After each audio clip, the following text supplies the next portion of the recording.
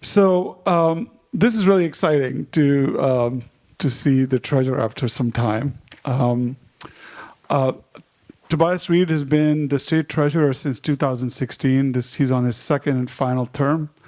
As treasurer, he's done some amazing things, but I'll tell you, and I've known him prior to him becoming treasurer when he was a legislator in the House. He cares about the startup community. He cares about investment in Oregon. He cares about venture capital. He sits on the board of Oregon Growth Board, which is responsible for capital allocation to local funds as well as out-of-state funds that would invest here. He's on the board as an observer at Oregon Investment Council. Full member, sorry. Take that back. So Tobias has had, for the last 12 years that I've known him, a huge hand in the Oregon innovation economy. And I'm super thankful for it. And I know he's going to go on and do even better things in the future. We won't talk about that right now. But it's my absolute honor to invite him to the stage to talk about Oregon innovation. Thank you. Thank you. Well, I appreciate that part of the introduction much better than Ben's, who highlighted the fact that I'm the one standing between you and what you'd rather do out in the sun. So I don't intend to be in front of you long. In fact, what I would rather do is just make a few comments and then have some conversation, because I'm going to learn as much from you as I can offer. And I do this, I think, from sort of a unique vantage point, given where I am right now, which is wrapping up my second term as state treasurer and as an aspiring Secretary of State. You might not think that the Secretary of State has a lot to do with startups and innovation and all that, but I'm going to suggest to you a little bit later that I think it does. For me, this theme of trying to feed the entrepreneurial machine in the economy has always been at the center of why I'm in public life. In the legislature, if you've ever heard me say anything before, you've probably heard me make the comparison between being in the legislature and it being something like being in college. Committees are sort of like classes. You don't get to pick your own in the legislature. The speaker or the Senate president picks them for you. But you do have to figure out sort of a legislative major. And part of it, I think, is also like being in the market. Where can you go that you have some competitive advantage, whether that's your interest or your training, and where not everyone else is? So whether it's the fact that I got to go to business school or work at the U.S. Treasury, I found myself working on things that had to do with the economy. And I think a lot of people in public life miss that connection. Because if we're all agreed, and I hope we are, that we want Oregon to be a place where people can live up to their full potential and dream big and create solutions, technologies, companies that solve problems, we need a growing economy. And we need policies that support that. We need effectiveness in government so that people will support that sort of agenda. So that really worked well for me in the legislature. It led me to Treasury. And at Treasury, we have a pretty good connection to a lot of these questions. We invest the state's portfolio, the largest portion of which is the pension fund. We issue the bonds for the state. We help people save for college and retirement. And we try to pick our spots, given our standing as a financial institution, to support policies in the legislature and elsewhere that further that kind of an agenda. And so as I get to the end of my time here, I'm trying to take those lessons into the Secretary of State's office, where, as probably many of you know, the responsibilities for the Secretary of State include being the auditor for all of state government. And that's where I think this ought to be a continuing theme. Because if we want people, if we want elected leaders to support policies that will support the entrepreneurial economy and the startup ecosystem, if we want voters and taxpayers to support those policies, we have to demonstrate results. We have to give people the confidence to feel like those policies and those investments are worthwhile and they're delivering. So if I'm lucky enough to be Secretary of State, that will be a continuing theme for me. And all of this leads up to the ask I have for you. You didn't maybe know I was going to have an assignment, and I don't really have the authority to offer this assignment to you, but I hope you'll accept it, because it was always my experience that in the legislature, I would hear from the same kinds of people most of the time. There's one notable exception in this room who was one of my constituents in Beaverton. I won't call him out, Jim, but there was one person who would talk to me pretty regularly about these things. But mostly I would hear from people who wanted something very specific. They would usually show up when they had a complaint or they needed something right then. And I don't want you all to be those sorts of people. So my request, my assignment is for you. I want to ask anyone to raise their hands. But you should all know who your local electeds are, who your legislators are, who represents you in the House and the Senate. You should get to know them. You should sign up for their emails. They all have them. And you should respond. You should show up at their town halls. Give them a sense of what you are, of who you are and what you're about, the kinds of things that you're working on, so that when that issue does come up, it's not the first time that you interact with them. Showing up in their office for that 10-minute conversation is better than nothing, but it's even better than that when they call you, when they know you well enough to say, here's an issue I don't know enough about, but you know who does. I'm going to call them and get an understanding. That's how I think we elevate the conversation around ecosystems and startup culture. And that's going to be bigger than me or any one of us, but trying to create that sort of place where the short-term incentives that dominate a lot of our political processes are balanced out by the long-term concerns and long-term approaches that all of you are taking in building businesses and solving problems and building the state that we want. So please accept my request or assignment. I'll be happy to help any of you that are willing to do that. That's how I think we'll go forward. So that's what I wanted to offer up.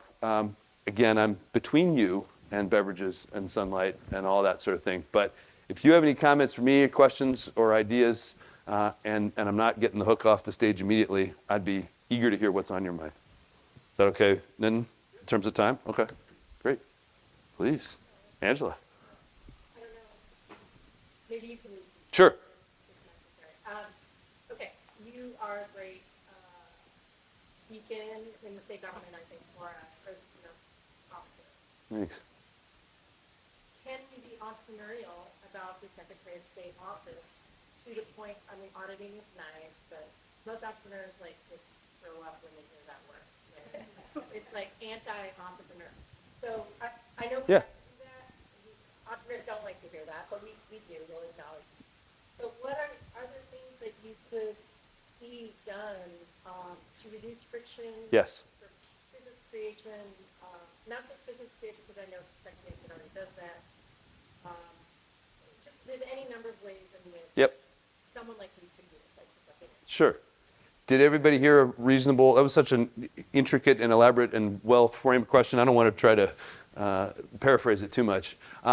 So let me correct something. I fear I may have given you the wrong impression. When I'm talking about audits, I'm talking about performance and programmatic audits within state government. So I want to make sure that people understand that we're holding agencies and programs to account. Are we getting the results that we want, so that people, legislators in particular, can feel more confident investing in the things that are effective, highlighting things that are working well, improving things that aren't. So just to make that part clear. And you're right, too, to point to the corporation division that already exists at Secretary of State's office, where every business registers. Let me test something I've been hearing from some other business leaders. Shockingly, I've gotten the impression that business leaders are more interested in running their business than in chasing around different state agencies to understand new and complex regulations. Is that true here too? So I think the Secretary of State's office can play an important role in being something more of a single point of contact to spread that message from one source, rather than pushing entrepreneurs into too much of that chasing around, helping to be a conduit between business and government. And that's something I'm very interested in doing. That'll be important. Yeah, of course. I think they want to drink. Oh, no, okay. Diane, please. Hey, Tobias. Hi there. So is there one thing or maybe two things that you can do to really accelerate growth in this state, in the new role? One or two things. Well, Like really transformative, not like nuanced. yeah, it's hard to put one thing on that, but I have there are two things that come to mind immediately, and I'm cognizant of the fact that I'm standing on a stage in front of a bunch of entrepreneurs, so I'm going to test your goodwill here in throwing out some fairly unrealistic aspirations in this. Some of you in this room may remember something called the Oregon Progress Board. Does that sound familiar to anybody? Back in the 1990s, it was something we got national attention for, and to cut the story really short, it was essentially a dashboard for the state. What are we trying to do? And I think it died. My diagnosis was that it died of its own weight. Too many things got added to it, and it got too heavy and unwieldy, and just sort of everybody gave up on it. But the idea of having a sense amongst all Oregonians that these are the several things that we really care about. They could draw down into more specifics, but the hard part is going to be what are those 6, 8 things that the Secretary of State as the auditor could help curate and publicize and be really clear about, so that every state agency, every program has a sense of how their mission contributes to that overall mission. We could spend a lot of time talking about what should or shouldn't be on that list.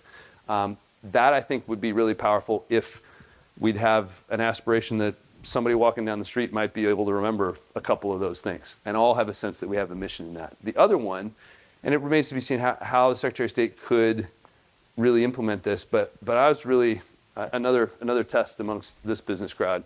I've heard at various times in various situations, the best answer a business person could get from state government is yes. The second best answer is a quick no, and the worst one is the rolling maybe. Is that accurate here too? Could we get to a place where that flows into decision and processes inside state government, where the answer is yes, unless we can find a compelling answer in a reasonable but aggressive timeline, rather than continuing to roll things out.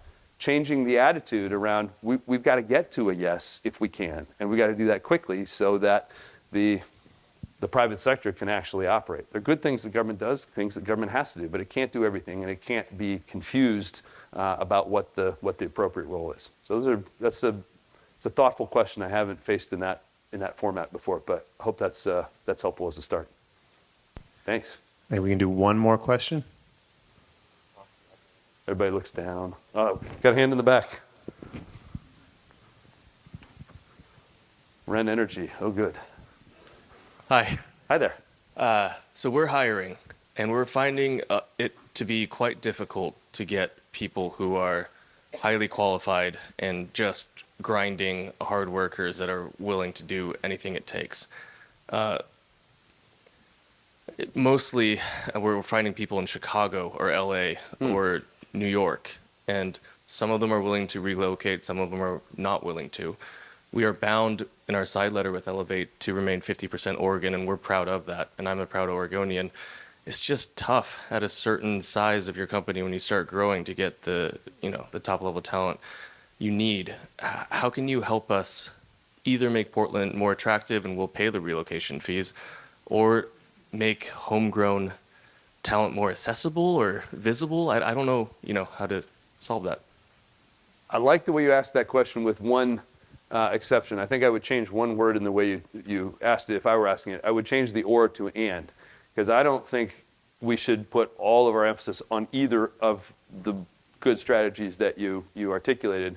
We do need to make Portland more attractive, to import the talent we need, and we need to grow more talent here. I think both of those strategies are going to be important, and they're going to vary according to the location. I mean, the Secretary of State is not going to fix everything that ails Portland on her or his own, just like the mayor, her or himself, the city council, larger though it will be, is not going to be able to handle all of that on their own. So it's a team sport for sure, but I think what